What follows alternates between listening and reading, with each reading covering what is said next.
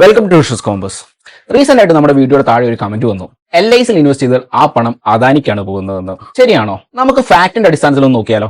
Actually LIC പോലൊരു market giant 300+ കമ്പനീസിൽ invest ചെയ്യുന്നുണ്ട്. And they are managing about 55 lakh crore rupees. Actually Adani ഗ്രൂപ്പിലുള്ള LICയുടെ ഇൻവെസ്റ്റ്മെന്റ് LICയുടെ ടോട്ടൽ ഇൻവെസ്റ്റ്മെന്റിന്റെ വെച്ച് നോക്കുമ്പോഴത്തേക്കും ഒരു ടൈനി ഫ്രാക്ഷൻ മാത്രമാണ്. അതായത് ഓൾമോസ്റ്റ് ഒരു 1% മാത്രം. ഇതെല്ലാം IRDയുടെയും അതേപോലെ തന്നെ സെബിയുടെ സ്ട്രിക്ട് ഗൈഡ് ലൈൻസ് ഫോളോ ചെയ്ത് മാത്രമാണ് നടക്കുന്നത്. സോ ഇൻ ഷോർട്ട്, LIC ഒരു പർട്ടിക്കുലർ കമ്പനിയിൽ മാത്രമല്ല ഇൻവെസ്റ്റ് ചെയ്യുന്നത്. Actually its investment are fully diversified into more than 300 companies. 2023 ഇന്റർ ബാങ്കിന്റെ റിപ്പോർട്ട് വന്നതിൽ അദാനിയുടെ സ്റ്റോക്സിന് നല്ല ഡ്രോപ്പ് വന്നു. ഒരു സിംഗിൾ ഡേയിൽ 10,000 crore വരെ നോഷണൽ ലോസ് ഉണ്ടായിട്ടുണ്ട്. സോ ബട്ട് റൈറ്റ് നൗ 2025 ആയപ്പോഴത്തേക്കിന് 100% ആണ് ആ പണം റിക്കവർ ആയിരിക്കുന്നത്. സോ ലോങ് ടേമിൽ LIC ഇൻവെസ്റ്റ് ചെയ്ത 30,000 കോടി ഇപ്പോൾ 60,000 കോടിയായിട്ടാണ് റിട്ടേൺ കിട്ടിയിരിക്കുന്നത്. അതായത് 100% ഗെയിൻ.